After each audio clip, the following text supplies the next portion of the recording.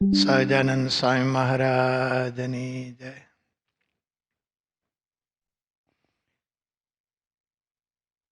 શ્રીમદ શારદ પૂર્ણચંદ્ર વિલસત સ્મેરાનનમ શ્રી હરિમ તુંગે પીઠવરે સ્થિતમ પરિવ્રતમ સદભક્તવૃંદરી યથા તારાભીર્વિદુમર્ચમાનમુરુદા તૈશ્ચંદનૈ હારૈ શેખરપંક્તિભિશ્ચરદયે શુક્લાંબરમ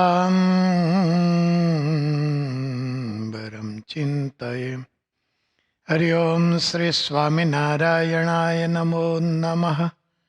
પૂર્ણ પુરુષોત્તમાય ઘનશ્યામાય નીલકંઠાય નમો નમઃ.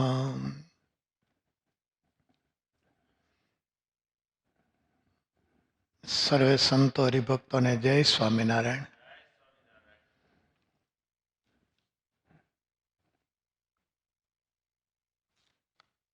કાલે સાંજે અમે સૌ સંતો ધોલેરાના કોઠારી સ્વામી હરિકેશવદાસજી સ્વામી, શાસ્ત્રી હરિપ્રસાદ પ્રકાશદાસજી અને અમે પરમ પૂજ્યપદ આચાર્ય મહારાજ શ્રીની આજ્ઞાથી ધોલેરાનું આમંત્રણ દેવા માટે આવ્યા.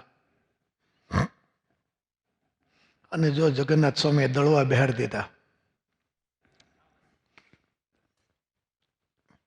જગન્નાથ સાધુ હારા છે.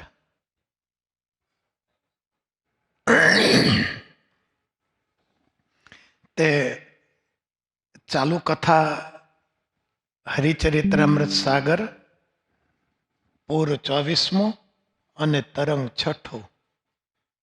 ને લોયાના વચનામૃતની વાતો આવે છે. આમાં કાર્તકવદી અમાસને દિવસ લોયાનું 5મું વચનામૃત ચાલે છે હરિચરિત્રામૃત સાગરમાં. શાસ્ત્રી લોયાના વચનામૃત છે ને અઘરા અને લાંબા. એનું કારણ શું ખબર? લોયામાં મહારાજ જ્યારે ગયા ને, લોયામાં જ્યારે મહારાજ ગયા ને ત્યારે કાંઈ કામ નહોતું, બીજી કોઈ પ્રવૃત્તિ નહોતી. ખાલી ને ખાલી સત્સંગ અને સંતોને જે ગહન પ્રશ્ન હોય ને એ બધા લોયામાં પ્રશ્ન પૂછાણા. તમે જોજો, બહુ કઠણ અને લાંબા વચનામૃત. અને નવરાશ ના કહીએ આપણે, મહારાજને માટે આપણે એવા શબ્દો ના કહીએ, પણ એ વખતે નવરાશ હતી એમ કહેવાય. એ વચનામૃતમાં હરિચરિત્રામૃત સાગરમાં જે રીતે વચનામૃતની વાત આવે છે એ આપણે વાંચીએ.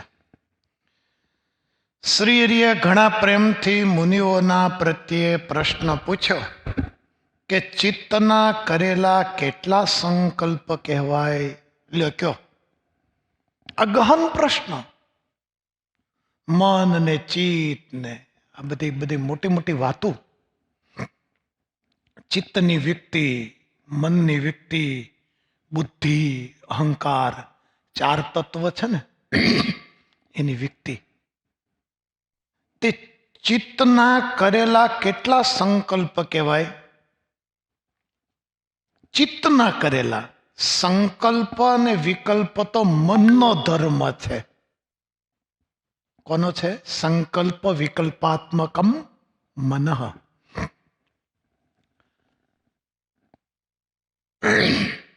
જેમ કે ચિત્તમાં જેવા ગુણ રહ્યા હોય તેવા વારંવાર વારાફરતી વર્ત્યા જ કરે છે. અને તેવાને તેવા તેમાં ગુણને અનુસારે શુભ અને અશુભ સંકલ્પો દેખાય આવે છે. તે સંકલ્પોનું પૂર ચાલતું હોય તે ક્યારેય રોકાયું પણ રોકાતો નથી. અને ક્યારેક ગુણને અનુસારે થતા જે અશુભ સંકલ્પોને જોઈને ભગવાનના ભક્તના મનમાં અતિશય દુઃખ પણ થતું હોય છે. તેમાં કેટલા અશુભ સંકલ્પ કહે ત્યારે તે ભક્ત નિષ્કપટ કહેવાય અને કેટલા ન કહે ત્યારે તે કપટી ગણાય. તે પ્રશ્નનો ઉત્તર જેવો હતો તેવો પરમહંસોથી જ્યારે ન થયો ત્યારે શ્રીજી મહારાજે તેનો યથાર્થ ઉત્તર કર્યો. ચિત્તની વિકટી. ઘણીવાર છે ને આપણે બેઠા હોઈએ ને ત્યારે શુભ સંકલ્પ જે આવતા હોય ને એ એવા આવતા હોય ને કે આપણને નકરા સારા જ વિચાર એવા કરે, સારા જ વિચાર એવા કરે. આ તો ભજન કરવું છે ને, આ તો માળા ફેરવી છે ને, આ તો આમ કરવું છે ને, આ તો આ પાઠ કરવા છે ને, આ તો આટલું કરવું છે ને, આ દાન કરવું છે ને, એવું બધું આવે.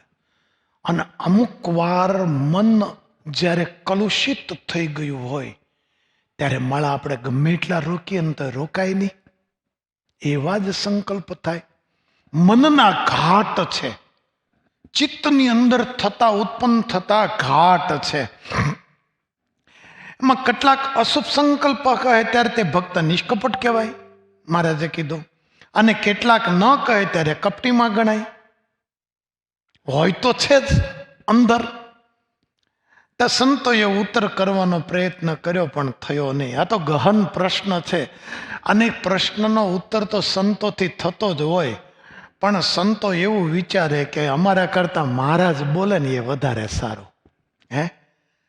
પોતામાં પંચ વર્તમાન સંબંધી જે કાચપ હોય અને તે પોતાના વિચારો એ કરીને જ્યારે તે સંકલ્પો ન ટળતા હોય ત્યારે તે કાચપ જેમાં ન હોય એવા જે સંત હોય તેમની આગળ નિષ્કપટ થઈ અને સંકલ્પોને કહે. હવે તે સંકલ્પો કહેવાની જે રીત છે તેને અમે બતાવીએ છીએ. કેવી સરસ મહારાજે વાત કરી. ઘાટ અને સંકલ્પ. મહારાજે બ્રહ્માનંદ સ્વામીને પૂછ્યું, સમજાયું? ગરડામાં લીમતરુ નીચે મહારાજ બિરાજમાન હતા ને ત્યારે મહારાજે બ્રહ્માનંદ સ્વામીને પૂછ્યું કે સ્વામી, કામ ક્રોધાદિકના ઘાટ થાય છે? કોઈ હતું નહીં, બહુ ઓછા સંતો હરિભક્તો હતા. ક્યારે કામ ક્રોધાદિકના ઘાટ થાય છે? હું કેવું? ગઢવી બ્રહ્માનંદ સ્વામી. બ્રહ્માનંદ સ્વામીની સ્થિતિ બહુ ઊંચી હતી. મેં બ્રહ્મ સંહિતા વાંચી છે. એમાં બ્રહ્માનંદ સ્વામીની મહારાજે હંમેશા આમન્યા જાળવી છે. જ્યાં સભા હોય ને ત્યાં બ્રહ્માનંદ સ્વામીને ઊંચું પદ આપે. બ્રહ્માનંદ સ્વામીની ગણતરી મહારાજના હૃદયમાં બહુ ઊંચી હતી. જુનાગઢમાં જ્યારે જરૂર હતી ને ત્યારે મહારાજે બ્રહ્માનંદ સ્વામીને કીધું, અમે નહીં તમે જાઓ. બોલો, ઓલા ખયા ખત્રીને હરાવો હતો ને તો બ્રહ્માનંદ સ્વામીને ઉપર બેહાર્યા ને પોતે નીચે બેસી ગયા માંડવીમાં. બ્રહ્માનંદ સ્વામીની સ્થિતિ સખા ભક્તિ હતી, પણ મહારાજના હૃદયમાં એમનું સ્થાન ઊંચું હતું. મહારાજે મુક્તાનંદ સ્વામી, ગોપાળાનંદ સ્વામી, બ્રહ્માનંદ સ્વામી આ બધા સંતોની ક્યારેય મર્યાદા ટાળી નહીં, ક્યારેય નહીં. ઊંચું સ્થાન. એકવાર મહારાજે બ્રહ્માનંદ સ્વામીને પૂછી લીધું. મહારાજ કે ઘાટ થાય છે? બ્રહ્માનંદ સ્વામી કે મહારાજ થાય છે. જીવ છે ને, જીવની અંદર પડેલી કામ ક્રોધાદિકની જે પ્રવૃત્તિઓ એને નાબૂદ તો તમે કરી શકવાના જ નથી. નિર્વિકલ્પાનંદ સ્વામીને માન પડ્યું તો નાબૂદ કરી શક્યા?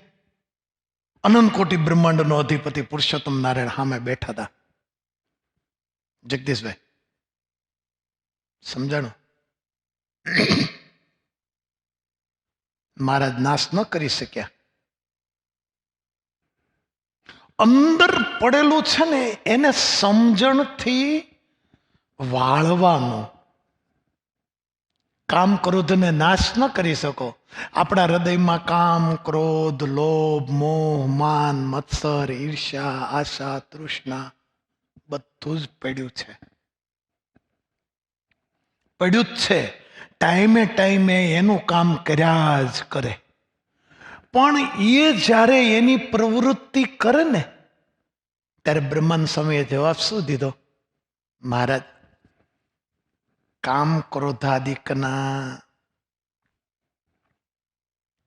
વમળો ઉત્પન્ન તો થાય છે, પણ તમારી સમજણ એટલી ઊંચી છે ને કે એ સમજણે કરીને બધું ટાળી દઈએ છે. સમજાણું? ઉત્પન્ન થવું કામ ક્રોધાદિકનું એ દોષ નથી. સમજાણું? અંતરમાં લોભ, મોહ, માન એ તો કર્ણના કવચ કુંડલની જેમ જન્મની સાથે કર્માધીન જડાઈને આવેલી વસ્તુ છે. આપણે કોકને કહીએ બહુ માની છે, તે માની હું થયો? બહુ કામી છે. શ્રીજી મહારાજના વખતમાં એક ભગત હતા, પાર્ષદ હતા. હકીકત આ ઘટના બનેલી છે. પાર્ષદ હતા, નવા નવા આવેલા.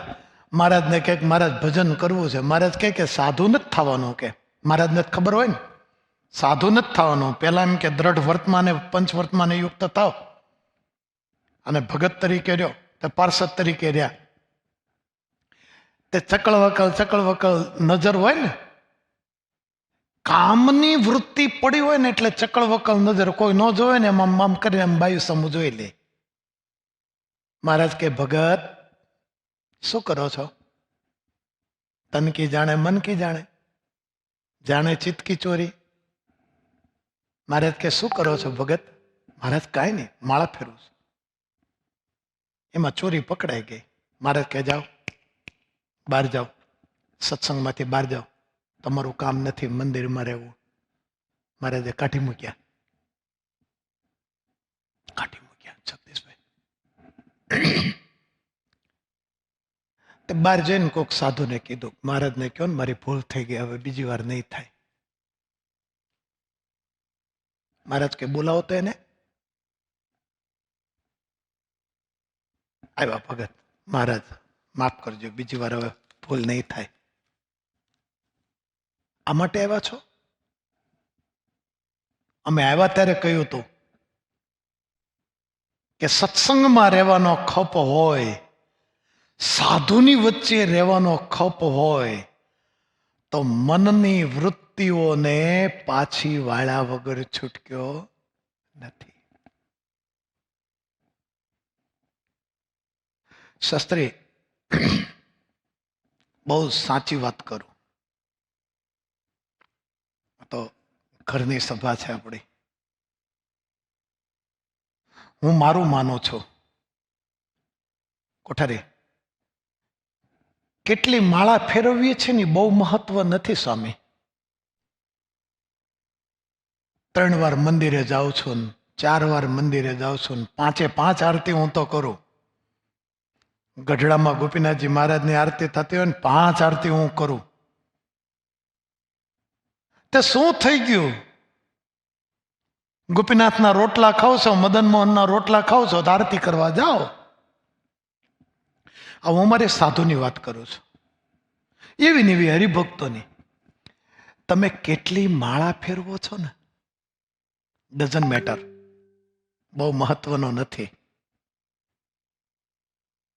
તમે મહારાજ રાજી થાય એવા વિચારોથી વર્તન કેટલું કરો છો, ધેટ્સ ધ મેઇન પોઈન્ટ. સભામાં બેઠા બેઠા વિચારો કામ ના આવે, ક્રોધ ના આવે, લોભ ના આવે, સન્માન થતું હોય, બેનું કર્યું ને મારું ન કર્યું, આ વિચાર જો આવતા હોય ને હાથમાં માળા હોય તો એ માળા શેકેલા બી વાવા જેવી વાત છે. એનાથી કાંઈ થાય નહીં. શું કેવું છે? સમજણે કરીને જે પાછું વાળવું ને મનની વૃત્તિને, વિષય વાસનાથી પાછી વાળવી, એ ભજન છે.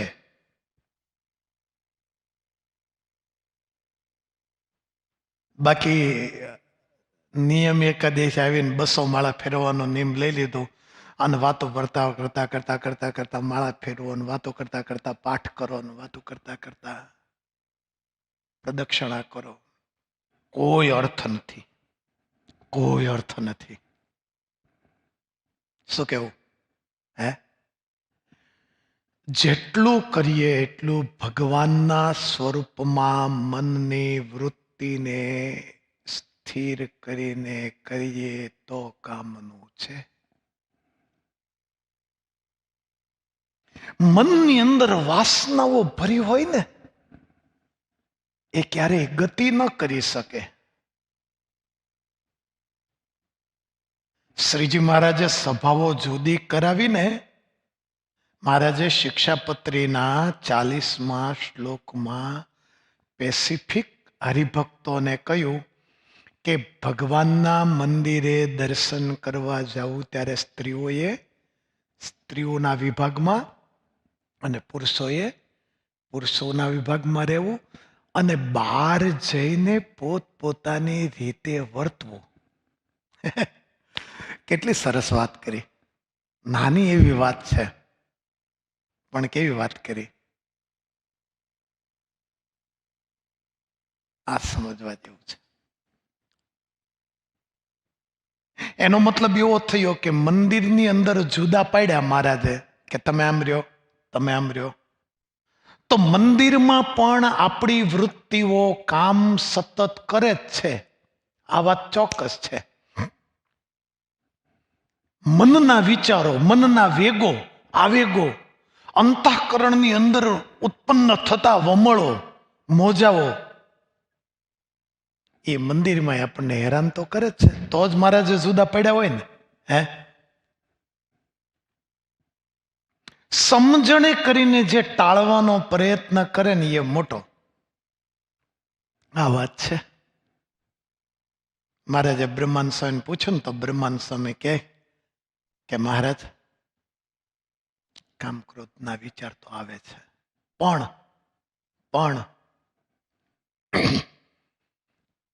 તમારા સ્વરૂપની નિષ્ઠા એટલી ઊંચી છે કે એ સ્વરૂપ નિષ્ઠા અને તમારી સમજણે કરી અને એને અમે શમાવી દઈએ છીએ, ટાળી દઈએ છીએ.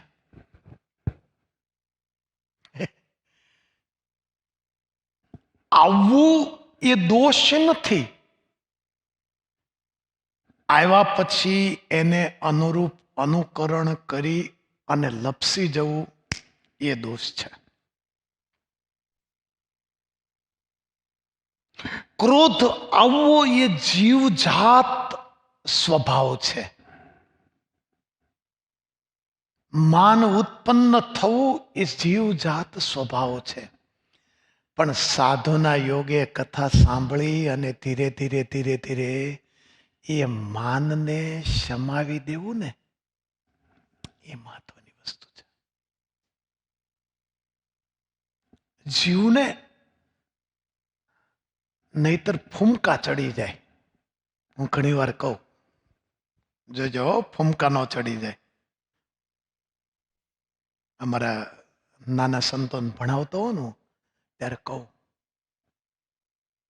જોજો ફૂમકા નો ચડી જાય. આપણે નો કઈ કોણ કે હારું ધ્યાન ના રાખે તો આપણને ચડી જાય.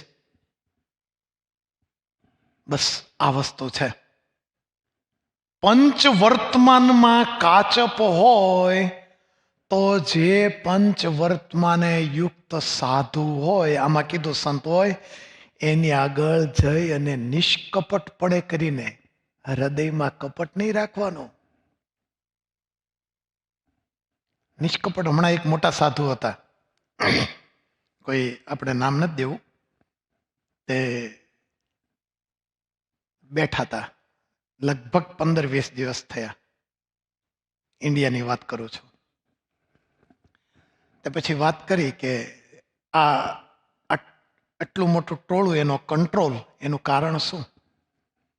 એટલે સહજ સ્વભાવે કીધું કે હૃદયમાં ઉત્પન્ન થતા વિચારો છે ને, એને નિષ્કપટપણે કરીને પ્રગટ કરે ને, એટલે એની કસરો ટળે, ખામીઓ ટળે.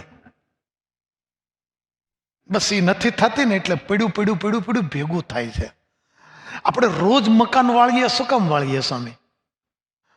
રોજ ચોખ્ખું રહે અને થોડું એટલું જ કચરો નીકળે. પણ 15 દી ન વાળ્યું હોય ત્યાં ક્યારે ઢગલો થાય ને. હે, અંતરમાં છે ને કચરાઓ ભેગા નહીં કરવાના, સાફ કર્યા કરવાનું. આજે મકાન સાફ કરીએ ને જગદીશભાઈ, અંતરની અંદર કચરાઓને ભેગો નહીં થાય જ. આ અમેરિકામાં કચરો જ ન હોય એમ કે ખોટી વાત. તો અહીં હું કેમ રોજ આમ કરીને મશીન લઈને વાળ્યા કરે છે? થાય જ, ઓછો થાય. અહીંયા ધૂળ ઓછી હોય તો ઓછો થાય, પણ કચરો તો થાય જ. પણ એ કચરાને રોજ આ કાર્પેટ એટલી સરસ મજાની ગયા વર્ષે નાખી, હજી મને ખ્યાલ છે ન્યૂજર્સી મંદિરમાં. પણ જો આને વાળવામાં ના આવે, આને બ્લોઅર ફેરવવામાં ન આવે તો તમે જો બગડી જાય. અંતરની અંદર રહેલા વિચારોના કચરાને સાફ કર્યા કરવા પડે. અને એના બ્લોઅર કે એનું મશીન જે હોય ને, એ કોણ? સાધુ. નિષ્કપટપણે કરીને જે સાધુ રહેતા હોય, જે પંચ વર્તમાને યુક્ત મહારાજને રાજી કરવામાં તત્પર હોય.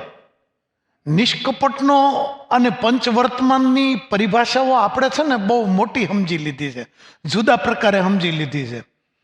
5-50 ટોળું વાંહે રખડતું હોય ને એટલે આપણે એમ થાય બહુ મોટા. એમ નથી.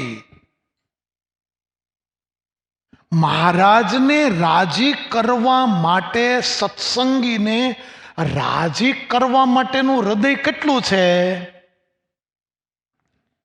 એ પંચવર્તમાનમાં આવે. થોડું નકરા ભર્યા હોય કચરા, વાળો વધારવાનું, આ બહુ આ બધું છે. આપણે કોઈ એક વ્યક્તિને નથી કહેતા, સહજ સ્વભાવે કહીએ છીએ. છે જ નહીં કોઈ, આપણે નથી જ એમ કહીએ. પણ આવું ક્યારેક આવી જાય છે ત્યારે બહુ તકલીફ પડે. જે કેવળ ને કેવળ હરિભક્તોના જીવનું હિત વિચારતા હોય, નાના સાધુઓનું હિત વિચારતા હોય, અને પંચ વર્તમાને યુક્ત જે સંત હોય, મહારાજ કહે એની આગળ જઈને નિષ્કપટપણે કરીને સંકલ્પ કહેવો. તે ઓલા ભગતને કાઢી મૂક્યો, સ્વામી કાઢી મૂક્યો. એણે શું કર્યું ખબર? પછી કોઈક સાધન કીધું, મહારાજને કહો ને. મહારાજ કહે અહીંયા તો અહીંયા ના પાડી હતી ને કે બાયુમાં નહીં જવાનું. ત્યાં બેનો બેઠા હોય, ત્યાં શું દાટી હોય? તો મહારાજ મૂળજી બ્રહ્મચારી જાય છે કે તું મૂળજી બ્રહ્મચારી છો? મૂળજી બ્રહ્મચારી તો નિષ્કપટ અને નિર્દોષ અને એકદમ ભોળા સાધુ હતા, બ્રહ્મચારી. અને મહારાજે એને છૂટ આપી હતી. ઠાકોરજીનો થાળ, મહારાજનો થાળ, મૂળજી બ્રહ્મચારીના હૃદયમાં કામ વાસના કે સ્ત્રી પુરુષના ભેદ પણ દેખાય નહીં એવું હતું. ત્યારે મહારાજે છૂટ આપી. એને આપી એટલે બધાએ અનુકરણ કરવાનું.